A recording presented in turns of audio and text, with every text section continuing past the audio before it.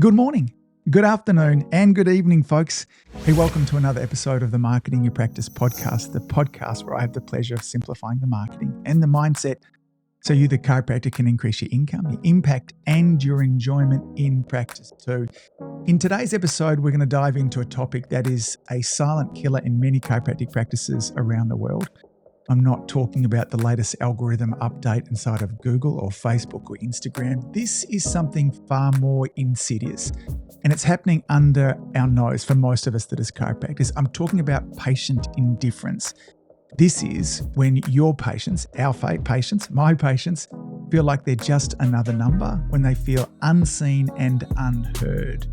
If you've ever wondered why some patients ghost you, why 1 minute they're all in and the next they've vanished, in today's episode, we're going to tackle this head on, and I'm going to share with you one strategy, and there are many that we need to be implementing inside of our practice here that can help to turn this around. We're going to be talking about regular re-exams.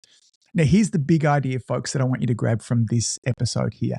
Patients leave us because of indifference. It's not that they don't like chiropractic care. It's not that they're not getting great results. It's probably not even that they don't like you. They're leaving because they no longer feel seen and no longer feel heard. And regular re-exams is one key strategy that can turn this around and make your patients feel seen and heard. Now, when you get this wrong, you'll always struggle with practice growth. There'll be no stability in your practice. When new patient numbers are high, then practice growth will be high, income will be high. But when new patient numbers are low, the opposite happens as well. Now, stress will always be high because income is unpredictable as well. You'll feel much more inclined to want to try and convince or coerce your patients to stay around longer. This will erode trust. We'll talk about this in a little while there too. And ultimately what ends up happening with this is chiropractors end up feeling resentful, and they tell themselves stories like people don't want long-term chiropractic care. They only want the quick fix. These are the stories that come out of this when our patients feel unseen and unheard. Now, the good news is when you get this right, you'll start to build a community rather than just building a transient base of people that come and go. There'll be a freedom that happens in your practice because of its newfound predictability. This will be freedom to employ more people. This will be freedom for you to be able to take breaks. This will be financial freedom. Your income will steadily grow because of the increased retention and the practice growth.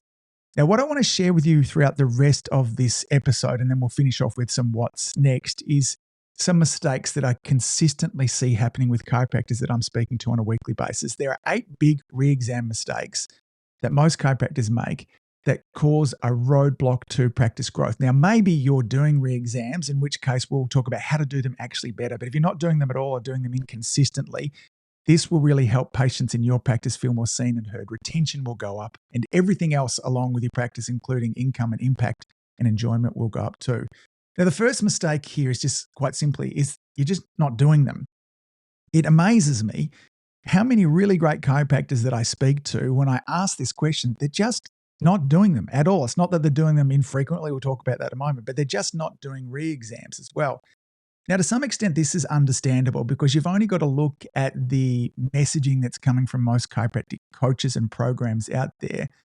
We're drowning in training on the new patient visit and on the report of findings. We put so much time and training into this that we completely ignore everything that comes after. You would be forgiven to believe that all you need to do to run a really great practice is master your initial consultation and your report of findings, and then from there on, it's all downhill. Now, 25 years of practice, I want to share with you, that's absolutely not the case as well.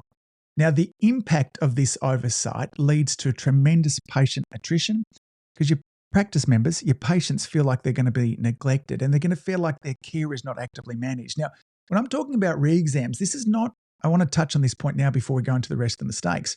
This is not just about you improving your retention. This is also about you improving the results. Like clinically, it's necessary that we should be doing this. There's just no excuses. This is not a philosophical idea, regardless of where you practice, whether it's straight or other things that you're popping in. Re-exams are part of really good patient care. So mistake number 1 is that you're just not doing them. Mistake number 2, I see this a little bit more often. If we do them, we stop doing them after the initial intensive phase. So we understand that in their first 90 to 120 days that they're important. Now, this is a bit like when you start dating somebody, you may be going out on weekly dates, and then the time comes that you ultimately get married, if that's where the relationship progresses to, you no longer date anymore. And then you wonder why years down the track, why you have no passion in your relationship, and maybe it ends up with divorce. Okay. So we need to make sure that we keep that momentum of having the opportunity to measure care, to check in with our patients, to make sure they're seen and heard. The impact of not doing them after that first 90 days is a real decline in patient satisfaction and retention, because the ongoing care seems way less personalized. It's like, you were there for me in the beginning, but what's happening now? So we often see this in cases where people's retention is maybe in that 20 to 40 number, but they can't get above that. That's because you front load all your care, okay?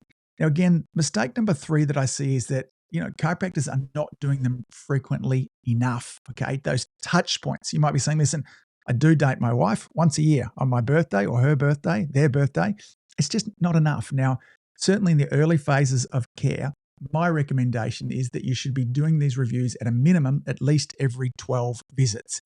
Now, after somebody gets through their initial intensive phases, and by that I mean probably the first 12 months, then I suggest no less than twice a year. Okay, so again, no less than twice a year. Now, if somebody's coming in monthly at that stage, whatever your frequency is, if you're only doing them every 12 visits, it's once a year. It's not enough for you to be just touching base with them.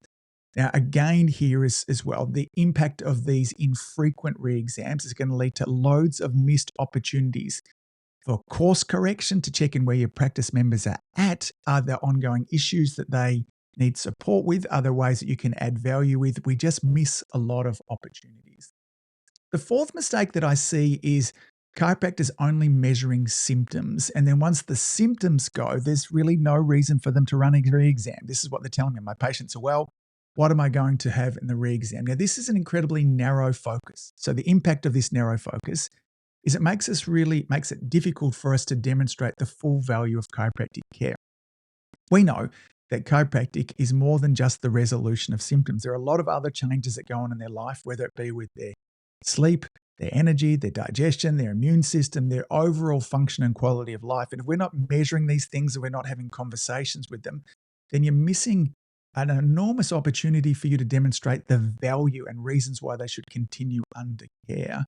Now, closely aligned with this, mistake number 5 is that we're not measuring objective things. So they are all subjective. How are your symptoms going? What's changing here? Is your asthma improved? Digestive system improved? We need to have a bunch of objective tests as well, okay? So first of all, we need to have these. Now, the second thing is that if we're choosing these objective tests, I see chiropractors constantly changing them or never looking at them again. So maybe this is something I see often, is that in the in the report of findings, we're talking about how terrible their posture is. We're showing them pictures of their x-rays, but then we never have a discussion about that ever again. So you told me that we need to correct it.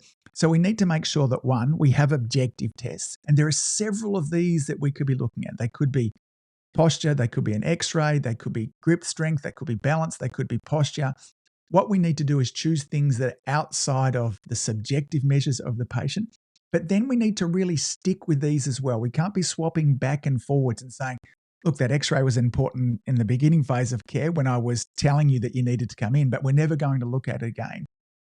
When we think about this, the care that we offer for people and the results that we're promising, in many cases takes a long time. We have practice members coming to us that have been subluxated for life, and often that's decades before they get into us. And so it takes months and years to unwind through this. And if we don't have predictable measuring posts along the way, it's really easy for our practice members to lose their motivation. They don't know where they're going. I mean, if you think, for those of you that have done any kind of long haul travel, I know for me when I hop on, I like to put the television screen up in front of me that shows, the estimated time of arrival. And I've got the plane flying across.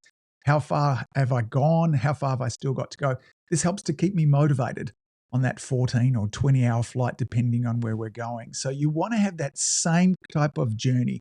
This is where your x-ray was. Okay, this is where we hope it can get to, and here's where you are now.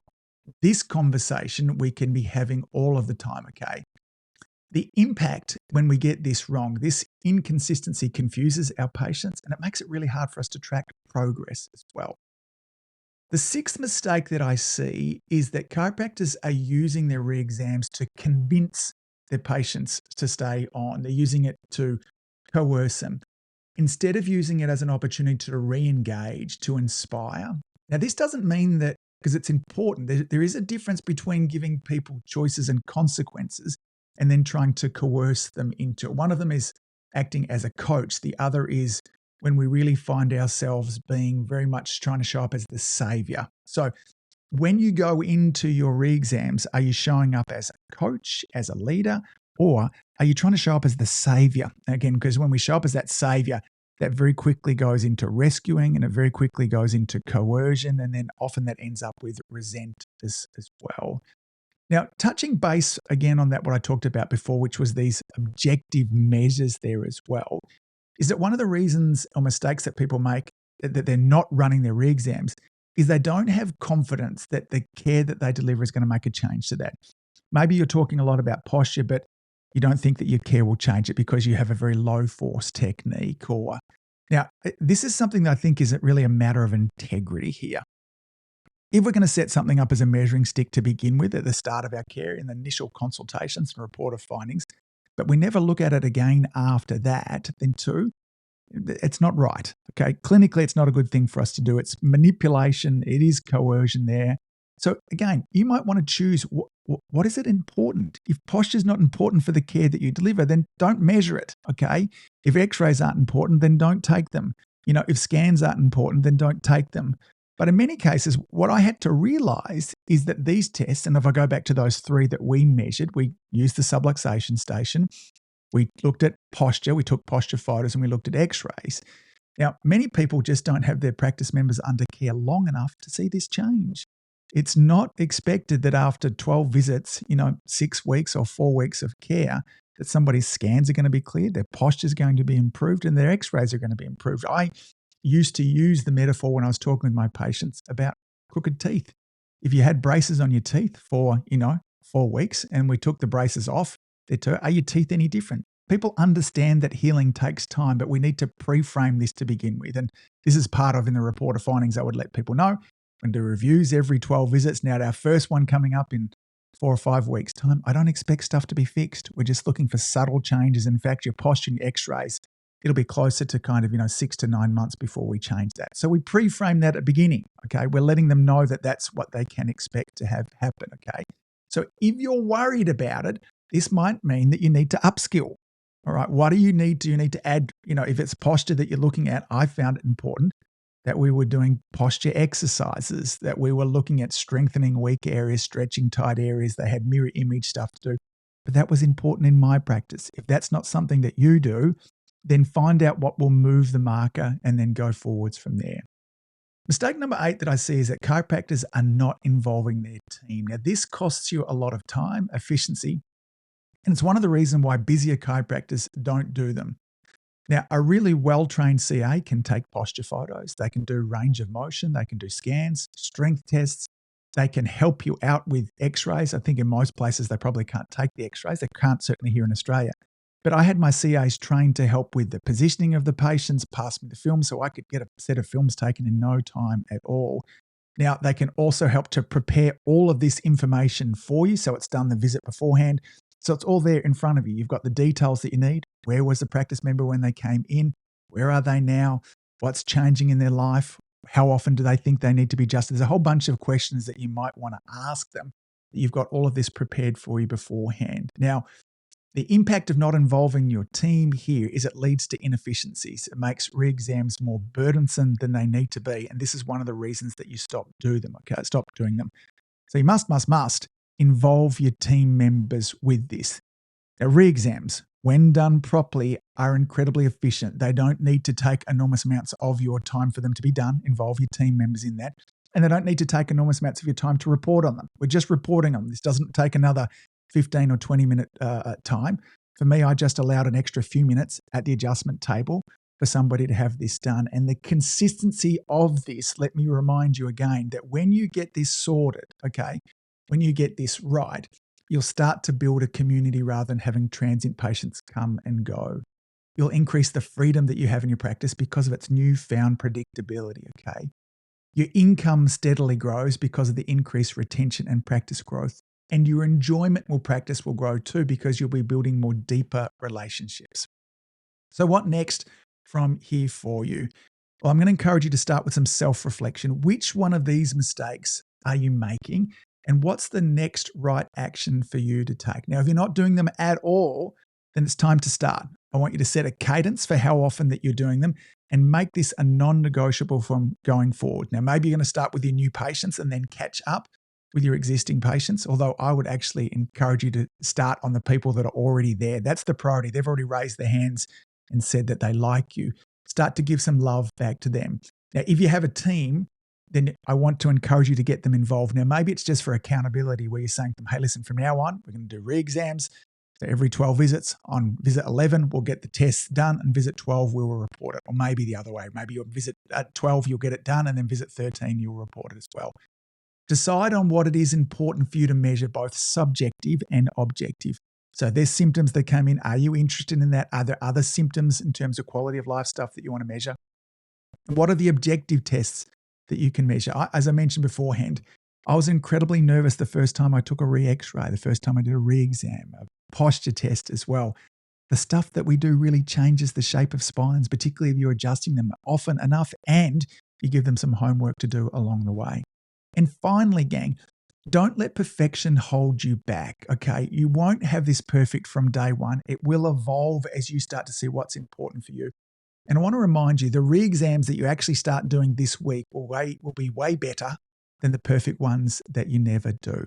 All right, folks, that's it for this episode. Remember, re-exams will help your patients feel seen and heard. This will get rid of that challenge of indifference that's holding your practice back. As always, folks, thanks for all that you do. Keep saving lives. Your communities need you implementing re-exams into your practice. It'll make an enormous difference. See you back here next week. Bye.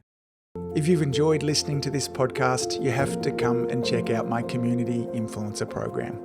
It's my monthly coaching program where we take all this material and I'll work with you to help you apply it, implement it, and systemize it. The Community Influencer Group Coaching Program is designed to help you increase your practice income, impact, and enjoyment. Join me over at anguspyke.com/join. That's anguspyke.com/join. I'd love to see you there.